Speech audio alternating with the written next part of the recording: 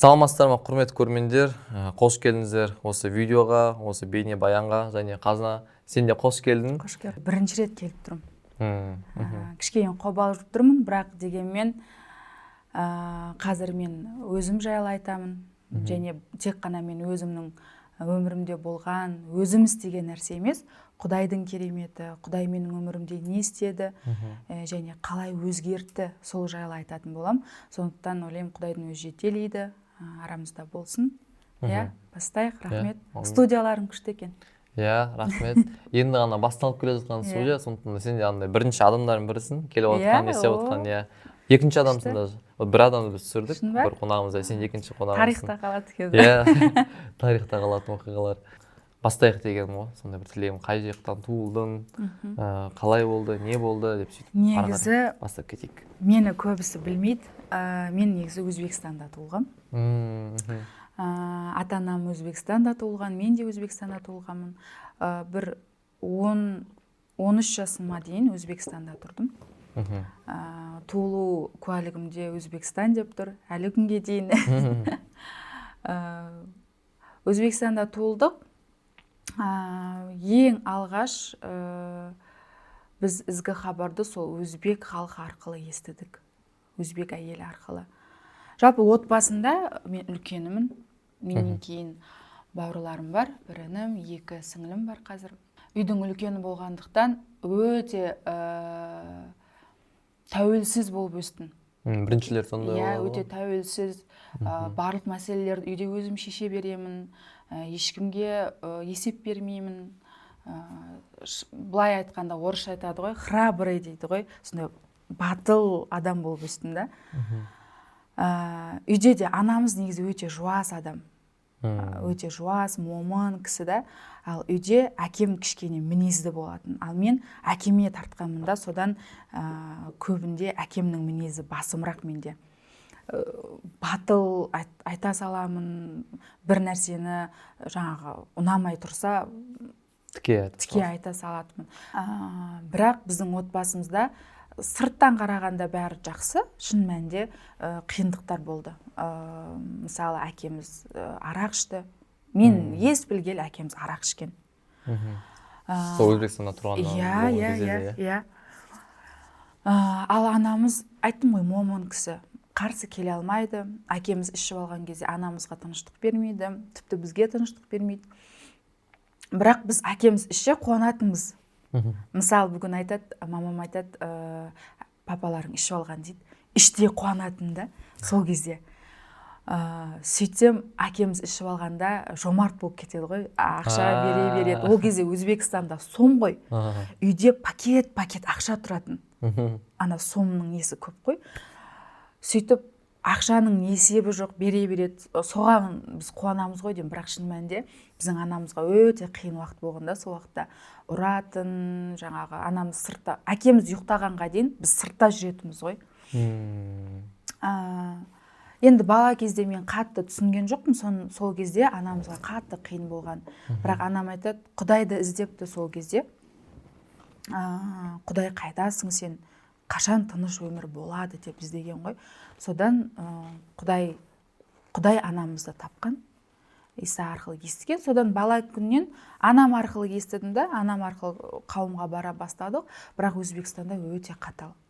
Егер қауымға барып жатқаныңды мемлекет білсе, ол уақыттарда қуғыншылық деген нәрсе болатын. Есімде бала кезде анамызды милиция алып кетіп қалған ғой. Біз қауымда бәріміз отырмыз, баса көктеп нелер милициялар келеді, үлкендер алып кетіп қалады да, біздерді жіберіп жібереді. Сол кезде бірінші рет анамның сол Исаға сенетінін білген, адамдар білген.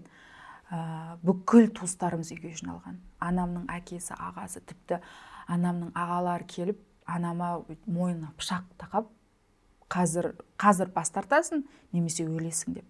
Сол кезде сол уақыт мен есімде қалып қойған ғой. Анам айтты, сол кезде бүйтіп айтады, өлсем өлем, бірақ мені қиындықтан құтқарған Құдайдан бас тартпаймын. Сол кезде біздің әкеміз түсінген ғой, ой, болды, бұлар ешқашан кетпейді енді бұл жолдан. Қарсы болған әкеміз 2008 жыл қайтыс болды. Арақ уақыттың кесірі деп айта аламын. Өйткені сол ішімдіктің кесірінен бүкіл денсаулығы құрып, ішкі құрылысы барлығы кетіп, ауырды, 1 жылдай ауырып, сонымен кетті. Өлгенге дейін қарсы болып келді. Жақсы көрдім, бір әкем маған назар аударса екен, бір қызым деп көп еркелетпейтін. Айттым ғой, өте мінезді адам болады, содан көп еркелетпейтін. Бірақ әкеміз материалдық жағдайдан, сыртқы жағдай, барлық жағдайдан қорғайтын бізді. Ешқашан бізді бүйтіп түсініксіз жағдайда тастап кеткен емес та. Осы жағынан өте мықты болатын. 2008-де біз Қазақстан деп көшіп кеткен жеріміз қазір енді Өзбекстанның жері ғой. Ол кезде Қазақстан жері болатын. 2007-де көшіп келдік, 1 жылдай тұрдық. 1 жылдан кейін 2008 жыл әкеміз сол жерде қайтыс болды. Желтоқсанда, қыстың уақытында қайтыс болды. Енді барлық уақыт сол уақыттан басталды ғой, әкем қайтыс болғаннан кейін. Бүкіл өмірім бір дейін кейін бұл өзгеріп кеткен сияқты болды. Өйткені әкем қайтыс болған кейін мен ер кісілерден қорғана бастадым, шындап келгенде. Ешқандай ер кісіні жақындатқан жоқпын өзіме. Тіпті біздің үйге келеді ғой, жаңағы көңіл айтып болсын, басқа болсын, анамды қорғап бір қалай айтсам екен, меніңше бір әкенің рөлін алғым келді ғой деп ойлаймын сол уақытта. Олар маған сөйлемеу үшін, олар маған қылтың жылтың деп жаңа күліп қарамау үшін, содан бастап күлмеймін, күлімсіремеймін, бүйтіп жымиып, қызға ұқсап, сызылып жүрмеймін. Әр уақытта осылай. Иә. Ешкім маған тиіспеу керек, ешкім мені әкесі жоқ деп кемсітіп, мені таптамау керек. Мен өз-өзімді қорғауым керек деген мінез пайда болғанда сол кезде. Біз енді әкеміз барған, жаңа айттым ғой, әкеміз ешқашан материалдық жағдан бізді қысқан емес, баршылық болды. Ал әкеміз қайтыс болған соң бізде жоқшылықтың уақыты өтті да. Мамамыз больницада жұмыс істейді. Азаннан кешке дейін біз інім екеуміз, сіңлім бар, үшеуміз өз күнімізді өзіміз үйде көреміз ғой, былайша айтқанда. Ақша жоқ, тамақ аз, киім бір уақытта аламыз, бір уақытта алмаймыз. Осы кездердің барлығынан бастап менің жүрегімде Құдайға реніш пайда бола бастады. Не себепті? Біз не үшін қазір осылай өмір сүріп жатырмыз? Құдай кінәлі. Неге анам азаннан кешке дейін жұмыс істеп жүр, қара жұмыс? Құдай кінәлі. Өйткені анам осы әкемнің қайтыс болғанына дейін жұмыс істемеген ешқашан. Құдай кінәлі. Бір мектепте бір іс-шаралар болып, мен соған бір материалдық жағынан қатыса алмай қалсам, әрқашан Құдайды кінәлаймын. Өйткені Құдай менің әкемді алып кетті, енді біздің өміріміз жақсы болмайды. Құдайдың мақсаты сол. Мен осылай түсінім да, Құдай мені осылай қинағысы келеді. Әуелі бастауының оның мақсаты сондай болды маған деген менде ой пайда бола бастады. Сонымен қатар еще оған дейін мен мамам сенді ғой, Құдайға. Иә, біз сендік қой, Құдайға сендік. Біз сұраймыз. Өйткені біздің өмірімізде үлкен керемет болған. Менің сіңлім эпилепсиямен ауырып, біз Исам Мәсіхке сенімге келгеннен кейін ол толықтай жазылған. Мен көрдім ғой кереметті. Біз Құдайдан сұрасаң, Құдай береді, мен соны біліп, көріп өстім, сенбесем де, шынайы тәубе етпесем де, соны көріп өстім де, бірақ бір моментте осындай жағдай болады. Сөйтем де, әрқашан анама қарсы келем ғой. Анамның айтатыны, қызым бұл уақыт өтеді, Құдайға сенеміз. Қайдағы Құдай деймін? Қайдағы Құдай? Біз осылай өмір сүріп жатырмыз, жоқ Құдай. Шындап келгенде сол кезде менің жасөспірімдік кезім ғой. Ол да бір себебін тигізді деп ойлаймын. Иә. Сол жасөспірім кезінде осындай жағдайлар орын алып жатыр да.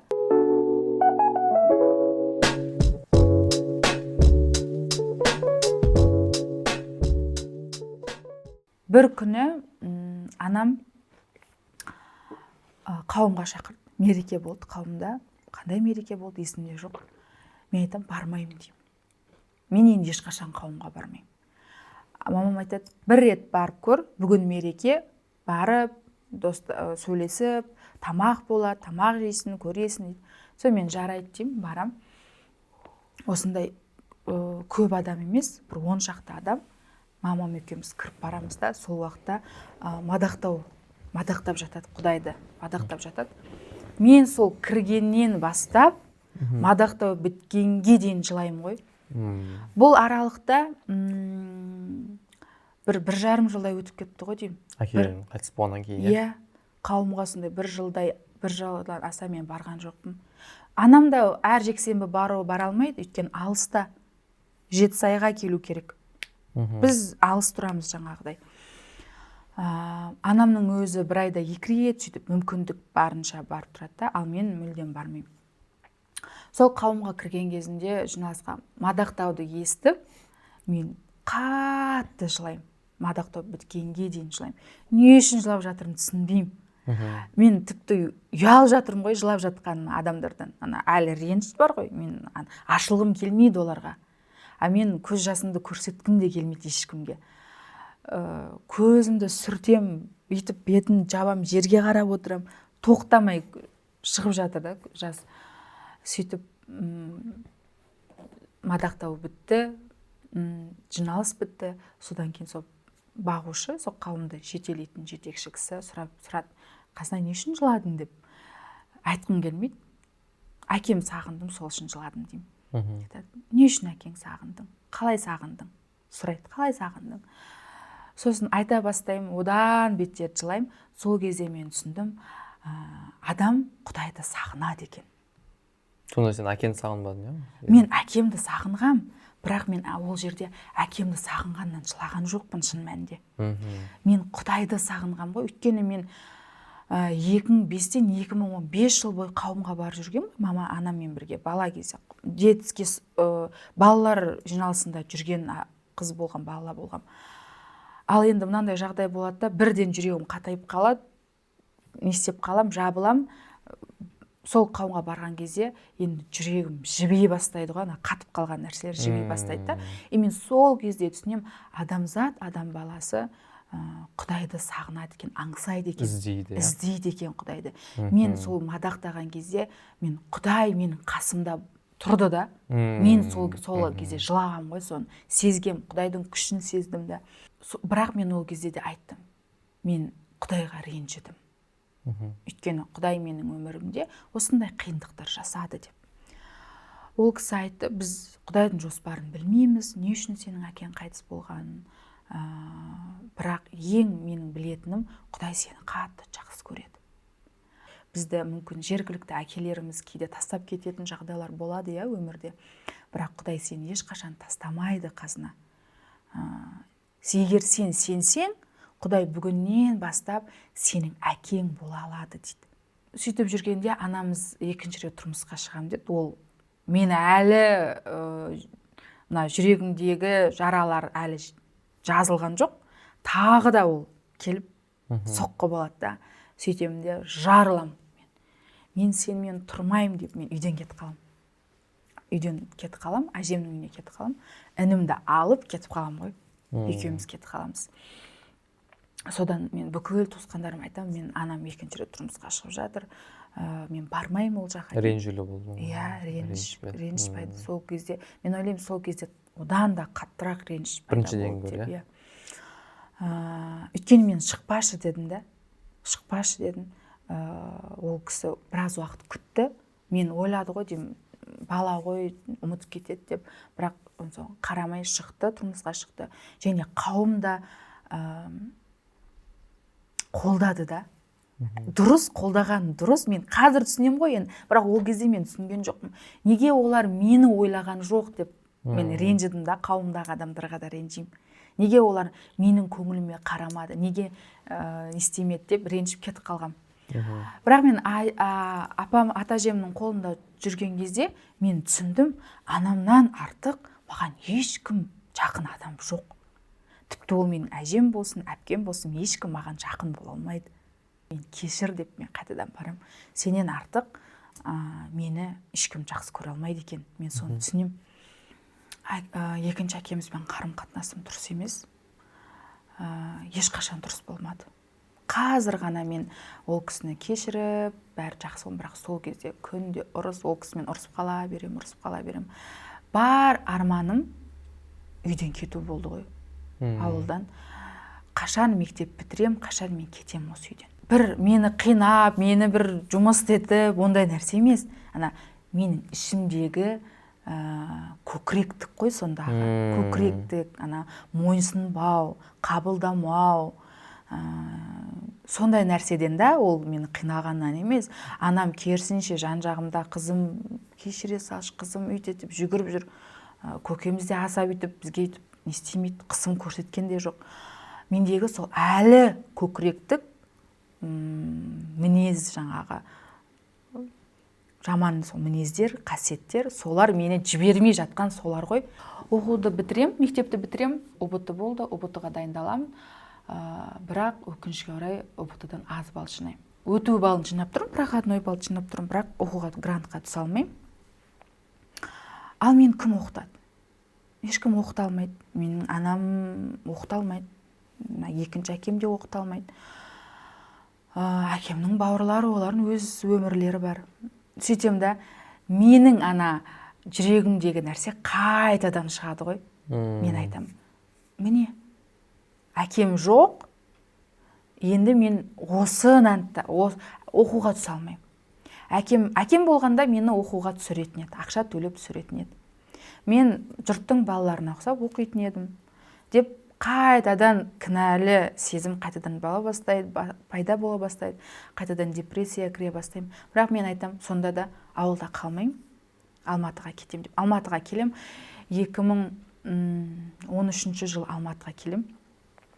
Сөйтіп, Алматыға келіп, бір асханада официантка болып жұмыс істеп жүрем да, сол уақытта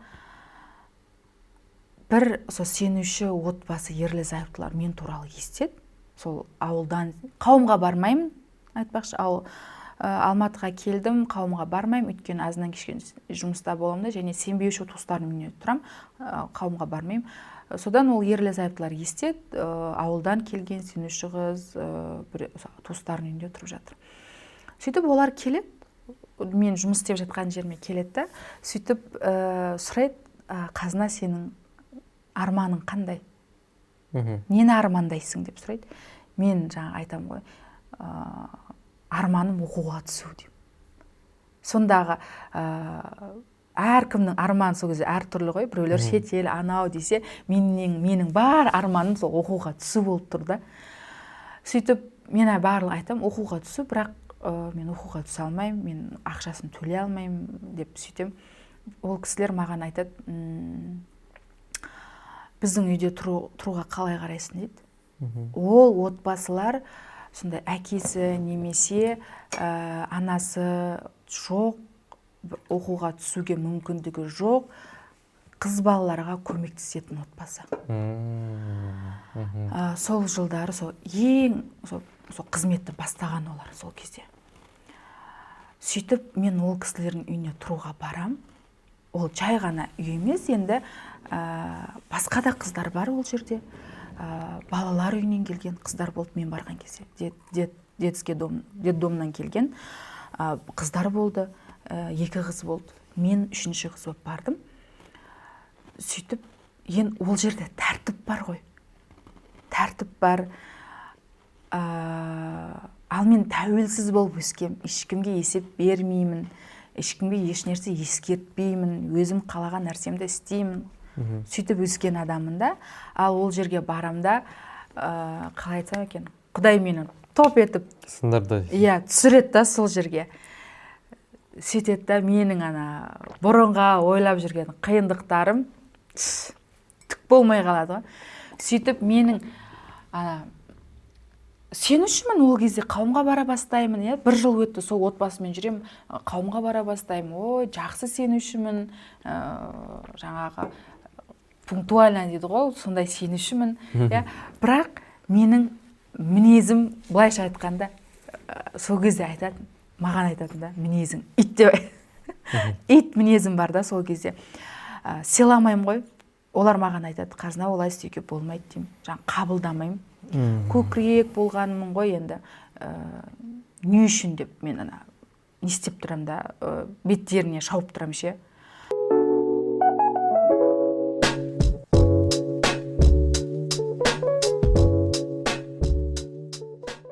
былай ғана сұрадым: Құдай, мен тіпті жай колледжге де түсуге ризамын. Ол кезде сол колледждің ақшасы бір 150 000 жылына теңге болатын. Сол ақша табылса да маған ризамын, Құдай. Сондай мүмкіндік де берсең, мен қабылдаймын деп дұға етіп жүретінмін. Сөйтіп тамыз басталды, ешқандай хабар жоқ, хат жоқ. Мен көңіл күйім түсіп жатыр. Егер осы жылда түспесем, осы үйден кетем, жұмысқа қайтадан кірем деп ойлап жүргем. Сөйтіп тамыздың 18 күні таңертең тұра мен шақырады: қасына кел, жақсы жаңалық бар дейді. Барам. Сөйтіп менің өмірім туралы адамдарға олар айтқан ғой. Хат жіберген, Америкадағы достарына, өздерінің достарына хат жіберген. Осындай отбасы, қазір қыз мұқтаж, көмекке мұқтаж деп. Сөйтіп ол хатында маған бүйтіп жазған ғой: мен қазына қызымның бүкіл сол оқуға байланысты сол арманын орындағым келеді. Қалаған оқуына түссін дейді. Мен Құдайдан жай колледж сұрадым ғой. Ол айтады: қалаған оқуына түссін, ақшасын уайымдамасын, тек ол өзі қуанып оқитын мамандыққа және қуанып оқитын университетте оқысын дейді. Сөйтіп ол айтқанда мен жылаймын ғой. Мен сол кезде ойыма бірінші келгені: Құдай кешікпейді. Мен айттым ғой, биыл тағы да біз қалдық, оқуға түсе алмайтын болдым. Бірақ сол кезде сол жаңалықты естігенде менің ойыма бірінші келгені: шынымен де Құдай кешікпейді. Құдай дәл уақытында істейді. Және маған сол 2009 жылы ғой, сол қауымға бардым деп айттым ғой жаңа. Сол кезде мен тәубе еттім ғой. Сол кезде Құдай айтты ғой: мен сенің әкеңмін деп. Осындай үлкен керемет менің өмірімде орын алды да. Мүмкін біреулер үшін ол жай оқуға түсу шығар. Мен бірақ осы оқуға түсу үшін Құдай мені көп нәрселерден үйретті. Ол бірінші маған ол өзінің әке екенін ашты да. Және шынымен сол оқуға түсуге мүмкіндік алған кезінде мен шынымен ол менің нағыз әкем екенін түсіндім. Менің тіпті әкем, Тәнібей әкем тірі болса да мені қалаған оқуыма түсіре алмаушы еді. Оның қаржысы жетпеуші еді осы нәрсеге. Бірақ көктегі әке, Құдай, ол біз ойлағаннан да біз бір шектеу қоямыз ғой, осындай болса ғана болды деп. Ал Құдайда шектеу жоқ та. Ол менің әкемнен де жоғары нәрселерді ол маған берді. Қымбат, көп әкем бере алмайтын нәрселерді де ол берді. Сөйтемді қатты қуанып, осы сол кезде ең сол мықты университеттердің бірі сол Сүлеймен Демирел деген Қаскелеңде болатын. СДУ, иә. Оның ақшасы сол 2014 жылы 600 000 теңге болатын бір жылға. Ол кезде ол көп ақша ғой. Ода келісім шарт жоқ. Жылдан жылға көбейе береді. Қазір 3-4 миллион шығар мүмкін, 2-3 миллион. Мүмкін, иә. Маған айтады ғой, көбісі соны маған кеңес береді. Сол жерде оқы дейді. Ақшасы ше деймін. Ол кісі айтады: уайымдама ақшасын дейді. Құдай саған беріп тұр дейді ғой. Құдай беріп тұр, уайымдама дейді. Мен өзімді соған істемеймін ғой, лайық көрмеймін ғой. Істемді, жоқ, мен оқи алмаймын бұл жерде деймін да. Барып жемпуға түсем ғой сол жерде ше. Жемпуға түсіп кеттің ба? Ал жемпуға кім түседі? Жемпуға жаңағы Казгуға түсе алмай қалғандар жемпуға түседі. Жаңағы немесе балы жеткендер жемпуға түседі да, ең соңғы балмен. Барлығы грант тауып қойды. Ақылы түрде оқитын адам жоқтың қасы. Өйткені ақшасы бар болса, ол жемпуға емес, Казгуға, Агуға түсе алады да. Жақсырақ университетке түспеске, неге түспеске деп ойлайтын шығар. Ал мен барамда жемпуға оқуға түсем ғой. Сөйт кейде сондай боламыз екенбіз. Құдайдың беріп тұрған нәрсесін өзімізге лайық көрмейміз да. Бүйтіп мынау да маған жетеді деп ойлайды екенбіз, иә. Сөйтіп ойлайды екенбіз. Мен сөйтіп ойлаймын да, жемпуға барып түсем. Сөйтіп маған жаңағы группаластарым бәрі айтады, бәрі грантта оқиды. Айтады: мен ақыл түрде қойып, не үшін келдің сен Жемпуға дейді да, ақшаң бар болса түспейсің басқа университетке дейді. Бірақ білмеймін, мен Жемпуға бардым, бірақ Құдайдың жоспары деп ойлаймын. Мен сол оқуға түсіп бастағаннан Құдай менің жаңағы мінезіммен жұмыс істеп бастады. Мен қызмет ете бастадым да, қауымда адамдармен сөйлесіп, балаларға қызмет етіп. Ал қызметте сен мынандай өркөкірек мінезбен қызмет ете алмайсың. Сенің қызмет ету үшін мен түсінген сол кезде мойынсынатын жүрек болу керек. Кішіпейіл. А менде ол жоқ қой. Ол бала күннен менде болмаған ондай мінез. Сөйтемді әр қызмет етіп бастаған кезде мен бір мәселелерге тап келе берем ғой, қызметкерлермен. Жаңағы ана үйде тұрам ғой, ол үйдің шарты мынандай болатын. Оқуға түсесің, олар көмеседі, бірақ сол үйде тұрып оқуың керексің. Егер ол үйден кетсең, сол қолдау тоқтайды. Сөйтеді, мен әлі сол кісілермен ұрсам ғой, немесе үйдегі қыздармен ұрсып қала берем, мінезімнен кетіп қаламын, сөз қайтарып тастаймын. Бір сұрақ қойсам бола ма осы кезде? Андай, бәрібір де адам негізі біледі ғой, әркім өзінің қандай екенін. И сол кезде мысалы сонда бір арпалысқа түскен кезде, сонда бір жағдайда орын алған кезде, сен андай өзіне бір өкінбедің ба? Мә, мен не үшін осындай екенмін? Йо, деп жаңағыдай сонда бір уақыттар болды ма сенде? Болады. Мә, шаршап кеттім, өз-өзіне шаршап кетесің ғой, мысалы, сонда бір уақыттар болды ма сенде? Болады. Мен сол кезде өмірімді кінәлаймын ғой сол кезде. Мен айтайын да, неге мен көкірекпін, неге мен ұрсып қалам, жаңағы кетем ғой мен енді, болды кетем деп бастаймын, мәселе ушығып кетеді. Мен сол кезде шын мәнінде кеткім келмейді. Мен кетсе мен оқудан оқи алмаймын. Мен түсіндім, мен егер қазір осы мәселені шешпесем, мен өмір бойы осыған тап келе беретінді білемін да сол кезде. Білсем де қайтадан барып соқтығыса беремін сол мәселеге. Сөйтемде өз-өзіме сұрақ қоям, неге мен ұрсай берем, неге мен кішіпейіл болып мойынсына салмаймын деп өз-өзімді кінәлаймын, өз-өзіме ұрсамын тағы. Сол кезде айтам ғой, мен өмір мені осылай істеді деймін ғой. Сол кезде әлі де мен мойындамаймын да, ол менің өзімнің қолымда екен. Әлі де Құдай, өмір дегенім сол Құдай ғой. Құдай менің өмірімді осылай істегеннен, мен өмірім кінәлі, мен өз мінезімнің жаман болғанына. Қызметке келе бастаймын да, қауымда қызмет етуге. Қауымда немесе басқа адамдармен бірге қызмет қарап тұрсам, командалық жұмыс қой. Ал командалық жұмыста ол командалық жұмыс оңай емес. Өйткені ол жерде де сен адамдармен осылай ғажаласың да, әртүрлі мінез, ойлар болады, мойынсынуың керексің. Қызметте, ең бірінші қызметте жаңағы айтқандай кішіпейіл жүрек керек. Кішіпейіл жүрек керек. Кішіпейіл жүрек болмаса қиын. Соқтығыса бересің. Сөз көтере алмай кетіп қаласың, үстесін. Мен енді қарам, сөйтіп бірнеше жерді ауыстырамын да сол уақытта. Мына қызметтен кетем, басқа қызмет етем. Сөйтіп жүрем да, мен өзіме сұрақ қоям. Мен неге әр жерде жүрмін? Менің орным қайда деп сұрақ қоям. Мен білем, Құдай менің отбасым таңдап алды. Құдай мені өзгертіп, менің өмірімде керемет жасап оқуға түсірді. Демек, себебі бар, бір Құдайдың мақсаты бар, жоспары бар деп біл. Әрқашан басынан бастап мен мына нәрсені түсінгем. Құдайдың менің өмірімде жоспары бар екенін мен түсінгем. Бастан түсінгем. Бірақ былай сұрайтын, Құдай, сол жоспар соңына дейін аяқташы деп сұрайтын. Өйткені кейде болады, сен жарты жолдан тастап кетіп қаласың. Кейде адамдар айтады ғой, мен мысалы Құдаймен бірге болдым да, қазір Құдайсызбын, өмірім быт-шыт,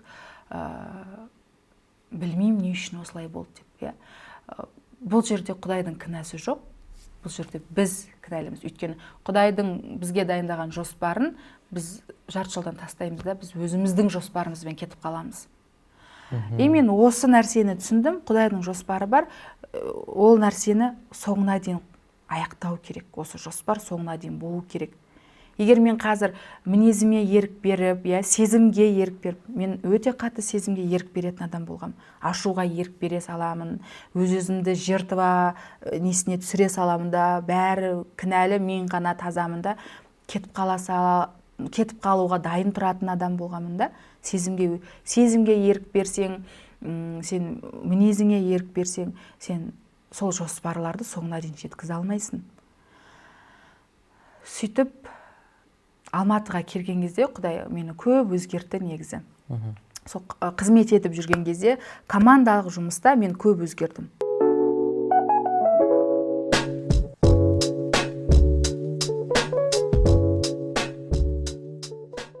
Өзіме кішіпейіл қиын болғандықтан мен Құдайдан бет сұрайтын. Құдай, менің күйеуім езілген кішіпейіл болсыншы дейді. Кел кітапта жазылған ғой, езілген кішіпейіл болыңдар дейді ғой. Күйеуім тек қана сенің Құдайдың алдында, айтпақшы да Құдайдың алдында кішіпейіл болу оңай. Мысалы, Құдай, мен мойындаймын, мен сондаймын. Бірақ адамның алдында кішіпейіл болу оңай емес. Мен сол адамның алдында кішіпейіл бола алмаймын ғой. Не үшін осының себебін мысалы талқыласақ ше, қалай ойлайсың? Не үшін солай болады екен, мысалы? Шынымен де былай ойлап отырмын да. Құдайдың алдына келгенде мойындайсың, кішіпейіл денесін түсесің. Адам көрген кезде кетші бар деп шандай бір сондай. Ол мына біздің күнәқарлық неміз ғой, күнәқарлық қасиетіміз ол біріншіден, екіншіден жаңағыдай қырсық, көкіректік, кішіпейілділік, мысалы кішіпейіл адам, ал оның антонимі ол көкірек қырсық адам болады. Егер сен кішіпейіл бола алмасаң, демек сенде қырсықтық, көкіректік, мойынсұнбаушылық бар. Ал бұл қасиеттер о бастан күнә арқылы келеді. Қазір де бір супер адам болып кеттім деп айта алмаймын. Бар мен мінезімді білетін, ол менің күйеуім жаңа айтқандай. Бірақ мен бұрынғы қазынаға қарағанда қазір әлде қайда Құдайға мойынсұнатын, менің қазір адамдарға бір нәрсе дәлелдеп, керісіп, мен мықты екенім дәлелдеу емес. Кезінде мен солай болдым ғой. Мен әкем жоқ, мен әлсіз екенімді дәлелдегім келген жоқ адамдарға. Содан мен ұрсып, қырсығып, соңына дейін баратын. Қазір олай емес, мен ешкімге ешіне дәлелдемеймін. Әкем ол менің Құдайым. Мен әлсіз екенімді мойындай берем адамның алдында. Осы мен 2 жыл бұрын ғана мен екінші әкемді, анамды толықтай кешірдім. Ол қалай болды сол? Мысалы, қаншалықты саған кешіру қиын болды, оңай болды, ары қарай қарым-қатынас сол екінші әке мен шешеңмен қалай қалыптастырылды деген сияқты сол туралы айтып кетсең. Мен ойлаймын, мен анамды қызғандым. Тұрмысқа шығу керек, оның жеке өмірі бар, бірақ мен анамды қызғандым, мен оны біреумен бөліскім келген жоқ. Анамның қасында басқа ер адамды көргім келген жоқ. Екінші әкеміз де мінезді кісі болды да. Мінезді дегенде өзінің жаралары көп жүрегінде. Сол әкемнің ол кезде өзінің жаңағы жаралары болған, ол өз-өзімен қарабалысып жүргенде мен барып қақтығысам ол кісімен. Мен айтпаймын, ол кісіде мен бүйтіп жара алып, ондай нәрсе болған жоқ. Менде болған ғой мәселенің барлығы. Менде көбінесе ол кезде ренжіштің көбісі екінші әкеме емес, анама болған ғой. Ол андай допустила деп ше, осы нәрсені мүмкіндік берді болуына деп. Енді ата-анаға ренішті ол екі жақты қарау керек. Ол жерде мен тек бала өзінің мәселесін шешіледі деп айта алмаймын. Бірақ басқа жағдайларда, сен егер болмай жатса, ол қайта-қайта орындалмай жатыр, болмай жатса, ол мәселені адам өзінен іздеп көру керек жаңағыда, мүмкін кішіпейіл бола салу керек шығар саған, мүмкін мойынсына салу керек шығар, сонда шешілетін шығар мәселе. Қырсығып, уақытты ұзартқаннан, тұрақсыз неге орын ауыстыра берем деп адамдар ойлайды, жаңағыдай тұрақсыздықтың арқасында осындай мінез құлықтар жатыр. Сол мінез құлықтарды шешкенде ол тұрақтылық пайда болады. Сол жағынан айтып жатырмын. Адам өзімен жұмыс істеп бастағанда ол мәселелер шешіле бастайды. Ал ата-ана мен баланың арасындағы мәселе ол қиын мәселе. Ол жерде екі тарапты жағдай бар да. Оны ата-ана да, бала да отырып сөйлесіп шешу керек. Қазір енді ана болған соң түсініп жатырмын ғой мен. Анамды шынымен де қазақта айтады ғой, ата-ананың қадірін болғанда білесің деп. Ол шынымен де рас екен. Балаға қара, оның бүкіл жауапкершілік ол сенде тұрады, ол ой, оның болашағы туралы алаңдайсың. Біз ойлаймыз ғой, кейде бір мәселе пайда болса, мысалы мен әкем қайтыс болған кезде сондай мәселелер тап келгенде мен ойладым, Құдай мені ұмытып кетті. Мен Құдайдың назарында жоқпын. Бірақ мен кітаптан оқығаным, Құдай бүкіл әлемді өз назарында ұстап отыр. Біздің кішкентай мәселеміз де Құдайдың назарында да. Қазір адамдар ойлайтын шығар, мәселе болып жүрсе адамдарда, Құдай осыған назар аудармайтын сияқты. Естімейді. Құдай үшін қойш, не бұл дейсің да, тіпті Құдайға айтуға да сен дәттемейсің. Тіпті ол Құдайдың алдында бір кішкентай нәрсе болып көрінетін сияқты да. Ол кішкентай нәрсе болып көрінеді, бірақ осы мәселеде Құдай ол өзінің назарында ұстап отыр да. Назардан тыс емессің. Сен де, сенің мәселең де Құдайдан назар тыс емес. Бір нәрседен қорқу керек, Құдай қолын алған кезде сенен. Ал басқа қандай қиындық келсе де олардан өтуге болады. Мінезді Құдаймен бірге дұрыстауға болады. Үйренуге болады мінезді. Қателіктерді түзеуге болады. Кейде біз ойлаймыз ғой, осы қателікті түзеуге болмайтын сияқты. Кез келген қателік түзеледі, күнә кешіріледі. Бірақ нәрседен қорқам, Құдай адамнан қолын алған кезде ол бітті. Бүгінгі отырысымыз, бүгінгі әңгімеміз соңына жетіп қалды. Шарықтау шегіне жетіп қалды. Сондықтан осы кезде жалпы көрермендерге, адамдарға не айтқың келер еді? Қандай мүмкін тілек болсын, сұрақ болсын, жігерлендіру болсын, сол жалпы не айтқың келетін еді адамдарға? Ешқашан қателік жасаудан қорықпаңыз. Өміріңізде қандай жағдай болса да, барлық уақытта Құдайдың алдына келіңіз. Ол кешірілмейтін күнә болса да, ол сізді қатты қинайтын нәрсе болса да, біздің иеміз Иса Мәсіхтің рахымы өте кең, ол жеткілікті барлығымызға. Сондықтан қандай мінез құлық болса да, қандай қателік болса да, ең бастысы оның алдына келіп құралақан тұрайық. Сонда адам ақылынан асқан, біз Құдайдың кереметін көреміз. Құдайға шүкір. Осымен біз тамамдадық. Осымен біз аяқтаймыз, құрметті көрермендер. Осы подкаст соңына дейін көргендеріңізге рахмет. Сіздерге де ары қарай да осы видеоны ары қарай таратыңыздар, достарыңызбен бөлісіңіздер, лайк қойыңыздар. Құдай сіздерге жар болсын. Осымен Лайткаст подкастымыз аяқталды.